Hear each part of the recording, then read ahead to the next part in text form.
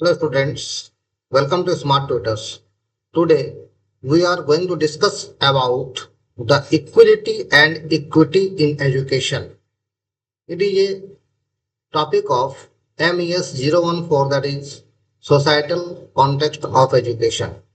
आज हम लोग शिक्षा में समानता और शिक्षा में निष्पक्षता पर बात करेंगे।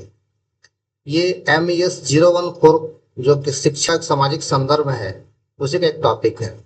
इसमें हम लोग समझेंगे कि इक्विटी और इक्वलिटी किसे कहते हैं एजुकेशन में, दोनों में क्या डिफरेंसेस है और सरकार इसको बढ़ावा देने के लिए क्या क्या कदम उठा चुकी है। सबसे पहले समझते हैं equality of education. Equality of education means शिक्षा में समानता। शिक्षा में समानता का मतलब यह है कि एजुकेशन सबको मिलना चाहिए, चाहे वो किसी भी जाति, धर्म, समाज से मतलब रखता है, इससे कोई मतलब नहीं। वो केवल भारत में नागरिक होना चाहिए, भारत में उसे रहना चाहिए, उसे एजुकेशन मिलना चाहिए। इसमें ऊंच नीच, अमीर गरीब, जाति की कोई बात नहीं होती। इस तरह के सिस्टम को कहते हैं इक्वलिटी इन एजुकेशन। चाहे वो फिजिकली चैलेंज हो, चाहे वो फिजिकली स्ट्रांग हो, चाहे वो इकोनॉमिकली स्ट्रांग हो, चाहे वो इकोनॉमिकली वीक हो, हर स्टूडेंट को एजुकेशन बराबर होना चाहिए। उसका सिलेबस सेम होना चाहिए, उसे सेम कॉलेज यूनिवर्सिटी से पढ़ाई करनी चाहिए और उसे सेम डिग्री मिलनी चाहिए। इसमें किसी प्रकार का भेदभाव नहीं होता। इसी तरह के एजुकेशन को कहा जाता है equality in education. For example, equality would mean giving every student to same text book book same होगा। while equality would ensure that a student who struggle with the reading receive additional assistance। लेकिन equity इससे बिल्कुल अलग है, इसके बारे में आगे बात करेंगे। आगे बात करते हैं equity in education. Equity in education का मतलब कि समाज में हर वर्ग का स्टूडेंट बराबर नहीं होता, कुछ ना कुछ उसमें कमी या कुछ ना कुछ उसमें खासियत होती है। तो उनकी कमी को देखते हुए उनको स्पेशल बेनिफिट दिया जाए, इसे कहा जाता है equity in education. For example, अगर एक स्टूडेंट इकोनॉमिकली वीक है, उसका आय जो है परिवार का वो कम है, तो उसे एजुकेशन लेने में कठिनाई होगी, इसलिए उसे फाइनेंशियल सपोर्ट किया जाए। अगर एक स्टूडेंट फिजिकली चैलेंज है, वो किसी भी प्रकार से आंख से, कान से, हाथ पैर से या दिमाग से कमजोर है, तो उसे उस प्रकार का एजुकेशन दिया जाए। उसके लिए उसे कुछ सपोर्ट की आवश्यकता होगी ताकि वो इक्वलिटी में आ सके, इसलिए उसे यहाँ पर इक्विटी की आवश्यकता होगी, उसे न्याय संगतता की आवश्यकता होगी। तो ऐसे स्टूडेंट जो किसी समाज से पिछड़े हुए या ऐसा कहा जाए कि उनका रहन सहन बहुत ही पुराने समय का है और वो आज का जो एजुकेशन सिस्टम है उसमें वो अपने को खरा नहीं उतार पाएगा, इसलिए उसे कुछ सपोर्ट की जरूरत होती है, कुछ एडिशनल सपोर्ट की जरूरत होती है। इसे ही इक्विटी कहा जाता है। फॉर एग्जाम्पल, सम स्टूडेंट में struggle due to socio economic barriers, disabilities और लैंग्वेज डिफरेंस। कभी कभी ऐसा होता है कि किसी ने अपनी मातृभाषा के अलावा कोई भाषा सिखाई नहीं है, अब सीधे उसे हम इंग्लिश में पढ़ने के लिए सिलेबस थमा दे तो वो नहीं पढ़ पाएगा। ऐसा स्टूडेंट होगा जो कभी अपने घर से निकला ही नहीं, अचानक से शहर में आ जाएगा, उसे पता ही नहीं कैसे रहना है, कैसे बात करनी चाहिए, कैसे खान पान चाहिए। तो ऐसे स्टूडेंट को हमें स्पेशली कुछ बेनिफिट देना चाहिए ताकि वो कर सके, अपना एजुकेशन को पूरा कर सके। अब हम देखते हैं एक पिक्चर के माध्यम से, एक इमेज के माध्यम से हम इक्वलिटी और इक्विटी को समझने का प्रयास करते हैं। जो पहला पिक्चर है, जो पहला इमेज में शो हो रहा है, उसमें एक स्टेडियम है और उसमें 3 बच्चे एक एक स्टूल्स पर खड़े हैं। ये इक्वलिटी को दिखा रहा है। इसमें तीनों बच्चों का हाइट डिफरेंस है, एक लंबा बच्चा है, एक मीडियम बच्चा है और एक छोटा बच्चा है। तीनों को स्टूल पर खड़ा कर दिया गया जो लंबा बच्चा है वो तो आराम से स्टेडियम के मैच का मजा ले रहा है, जो मीडियम बच्चा है वो भी स्टेडियम का मैच देख पा रहा है, लेकिन जो छोटा बच्चा है उसे स्टूल पर खड़ा कर देने के बाद भी उसकी आंखें स्टेडियम के मैच को नहीं देख पा रही। अब आते हैं इक्विटी में कि इनको न्याय संगत कैसे बनाया जाए। जो लंबा बच्चा है उसे स्टूल पर खड़ा करने की आवश्यकता नहीं थी, वह जमीन पर खड़ा होकर भी मैच का आनंद ले सकता था। जो मीडियम बच्चा है उसे एक स्टूल की आवश्यकता थी, वो उस तरह से ही खड़ा है और मैच का आनंद ले रहा है। लेकिन जो छोटा बच्चा है, सबसे जो स्मॉल बच्चा है, वो एक स्टूल पर खड़ा होने से पहुंच नहीं पा रहा था, इसलिए उसे 2 स्टूल दे दिया गया ताकि वो मैच का आनंद ले सके। सिमिलरली एजुकेशन में भी इस तरह के कुछ असिस्टेंस दिए जाते हैं ताकि जो इकोनॉमिकली वीक स्टूडेंट है, फिजिकली चैलेंज स्टूडेंट है, या ऐसे एरिया से आते हैं जिनका लैंग्वेज डिफरेंस है, या जो कभी हमारे मुख्य धारा से जुड़े हुए नहीं थे, उन लोगों को लाने के लिए उन्हें कुछ असिस्टेंट की आवश्यकता होती है। इसी चीज को इक्विटी कहा जाता है। अब हम समझते हैं कि इक्विलिटी और इक्विटी में क्या डिफरेंस है इन एजुकेशन। तो सबसे पहला जो डिफरेंस है वो है डेफिनेशन का। Point number 1, definition. Equity giving resources to student as per their needs. निष्पक्षता छात्र को आवश्यकता के अनुसार संसाधन प्रदान करता है, अर्थात जैसे स्टूडेंट को जिस चीज की आवश्यकता होगी उसे उस प्रकार के संसाधन दिए जाएं ताकि वो अपना एजुकेशन पूरा कर सके, जिसे हम इक्विटी कहेंगे। फॉर एग्जाम्पल, अगर एक मेंटली चैलेंज स्टूडेंट है तो उसे नॉर्मल स्टूडेंट के साथ हम नहीं पढ़ा सकते। सिलेबस सेम होगा लेकिन उसे पढ़ाने के लिए एक अलग प्रकार का शुल्क व्यवस्था किया जाएगा। अगर उसे नॉर्मल स्कूल में डाल दिया जाए जहाँ पर अच्छे बच्चे भी पढ़ते हैं और मेंटल चैलेंज बच्चे भी पढ़ते हैं, तो वो पढ़ नहीं पाएगा और बाकी बच्चे भी डिस्टर्ब होंगे और बाकी बच्चे उसे भी डिस्टर्ब करेंगे। इसलिए जिस प्रकार की जरूरत की आवश्यकता है, जिस प्रकार चीजों की आवश्यकता है, उन्हें उस तरह का चीजें दिया जाए। अगर कोई इकोनॉमिकली वीक स्टूडेंट है उसे फाइनेंशियल सपोर्ट दिया जाए। ये इक्विटी बतलाता है। इक्विलिटी क्या बतलाता है? इक्विलिटी बतलाता है equality giving equal resources to each student. Equality बतलाता है कि हर स्टूडेंट को इक्वल रिसोर्स दिया जाए ताकि किसी पर किसी तरह का भेदभाव ना हो सके। समानता प्रत्येक बच्चे को समान अवसर प्रदान करना चाहता है, समान संसाधन प्रदान करना चाहता है। Point number 2, objective. The objective of equity fair education system assessing personalised learning. Equity बतलाता है कि एजुकेशन का सिस्टम फेयर होना चाहिए ताकि अपनी आवश्यकता के अनुसार से, अपनी क्षमता के अनुसार से स्टूडेंट सीख सके।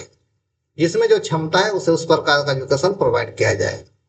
इक्विलिटी बतलाता है reaching equal resources to access to everyone, कि हर प्रकार को समान एजुकेशन दिया जाए ताकि किसी प्रकार का भेदभाव ना हो। पॉइंट नंबर 3, मेजर्स, मापदंड या उपाय। Equity incorporating flexibility to each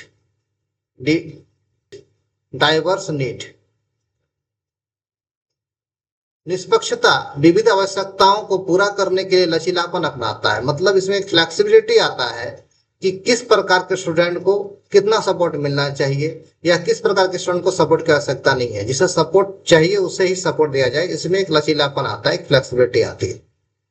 equality बतलाता है कि सभी स्टूडेंट को समान शिक्षा प्रणाली अपनाना चाहिए, किसी प्रकार का उसमें कम बेसी या भेदभाव नहीं होना चाहिए। पॉइंट नंबर 4, टारगेट, लक्ष्य। इक्विटी का लक्ष्य है उन लोगों को ध्यान देना जो सामाजिक रूप से पिछड़े हुए हैं, आर्थिक रूप से पिछड़े हुए हैं, सांस्कृतिक रूप से पिछड़े हुए हैं, व्यक्तिगत रूप से पिछड़े हुए हैं और जो फिजिकली चैलेंज स्टूडेंट है। लेकिन इक्विलिटी का टारगेट इन सब चीजों को नजरअंदाज करते हुए सबको बराबर एक कॉलेज में, एक यूनिवर्सिटी में या एक प्रकार की डिग्री प्रोवाइड करना ताकि उसमें समानता लाई जा सके और किसी प्रकार का भेदभाव ना हो सके। पॉइंट नंबर 5, रिजल्ट, परिणाम।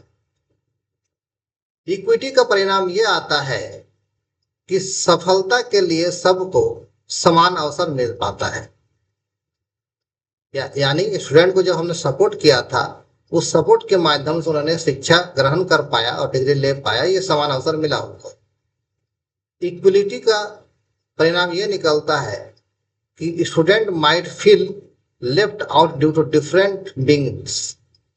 विभिन्न परिस्थितियों के कारण छात्र अलग अलग महसूस कर लेते हैं, क्योंकि एक समानता की बात तो हम करते हैं, लेकिन समानता के लिए एक ही स्कूल में, एक ही कॉलेज में, एक ही यूनिवर्सिटी में सभी स्टूडेंट को एक साथ डाल देना, उसमें से किसी की भाषा का प्रॉब्लम है, किसी को फिजिकली प्रॉब्लम है, किसी को इकोनॉमिकली प्रॉब्लम है, तो यहाँ पर वे हर एक दूसरे को अलग अलग महसूस करते हैं कि वो मेरे जैसा नहीं है या मैं उसके जैसा नहीं हूं, इस तरह की भावनाएं आ जाती। Point number 6, added assistant for student with specially abled children. जो स्पेशली एबल्ड है, जो फिजिकली चैलेंज्ड है, उनको स्पेशल असिस्टेंट की आवश्यकता दी जाती है इसमें। इक्वलिटी में same curriculum to each and every student. हर स्टूडेंट को सेम सिलेबस या सेम कुरिकुलम से पढ़ाया जाता है, इसमें किसी प्रकार का भेदभाव नहीं किया जाता। Point number 7, goal. लक्ष्य क्या है? Equity tries to level the field by dealing with disparities. Equity या निष्पक्षता असमानताओं को दूर करके समानता लाने का प्रयास करती है। मतलब जो भी असमानताएं थी उसको पूरा कर दिया जाए ताकि सब बच्चे समान देख सकें। इक्वलिटी का गोल क्या है? इक्वलिटी का गोल है कि सबको पढ़ने का समान अवसर दिया जाए, सबको समान प्रकार का सिलेबस पढ़ाया जाए, ताकि वे अपना जब जॉब करें तो समान प्रकार का काम कर सकें, किसी प्रकार का भेदभाव उनकी डिग्री के साथ ना किया जाए। Point number 8, outcomes. निष्कर्ष क्या निकल कर आता है? निष्कर्ष ये निकल कर आता है कि इक्विटी का उद्देश्य अंतर को कम करना है। जो अंतर दिख रहा है, जो डिफरेंसेस दिख रहे हैं, उसको कम करना है ताकि सबको इक्वलिटी में लाया जा सके। और इक्वलिटी का उद्देश्य क्या है? इक्वलिटी का उद्देश्य यह है कि सबको इक्वल रिसोर्सेस प्रोवाइड किया जाए, सबको सेम प्रकार के कॉलेज, सेम प्रकार के स्कूल, सेम प्रकार के यूनिवर्सिटी में पढ़ाया जाए, उनके सेम प्रकार की डिग्रियां दी जाए, ताकि अपना जब करियर बनाया जाए तो किसी प्रकार उनके साथ भेदभाव ना हो। आगे हम लोग देखेंगे What are the strategies taken in promoting equality and equity in education? शिक्षा में समानता और निष्पक्षता को बढ़ावा देने के लिए किस प्रकार की रणनीतियां अपनाई गई है?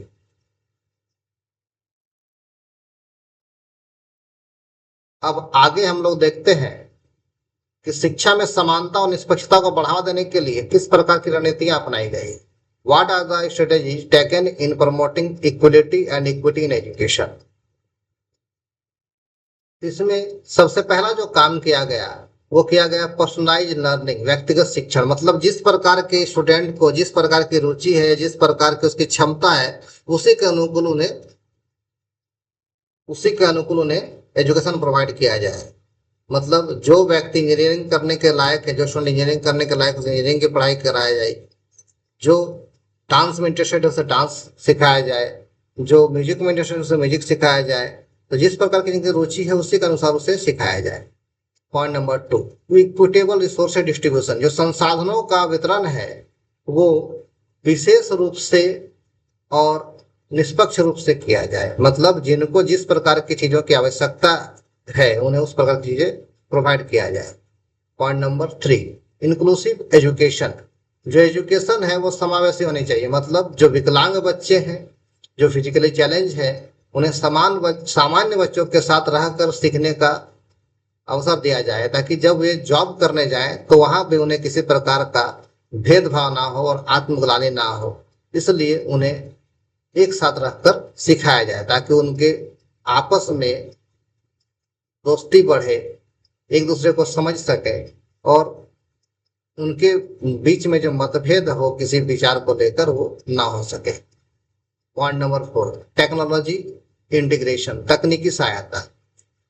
इसमें टेक्नोलॉजी के माध्यम से एजुकेशन प्रोवाइड किया जा रहा है ताकि स्टूडेंट दूर दराज के क्षेत्र में भी जहां टीचर्स नहीं पहुंच पाते या जहां स्कूल खोलना पॉसिबल नहीं है या जहां पर कम स्टूडेंट होने के कारण सरकार स्कूल नहीं खोल पा रही है, टीचर्स नहीं दे पा रही, उस जगह पर भी ऑनलाइन के माध्यम से पढ़ाया जा सके और स्टूडेंट अपना एजुकेशन ले सके।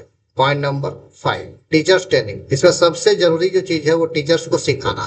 टीचर्स को सिखाना ये है कि उन्हें जो रिसोर्सेस है उनको किस प्रकार से एप्लीकेबल करना चाहिए ताकि उसमें निष्पक्षता आ सके, किन चीजों को किस तरह की सुविधा प्रोवाइड करनी है, किन चीजों को सुविधा की आवश्यकता नहीं है, ताकि इक्विलिटी लाई जा सके।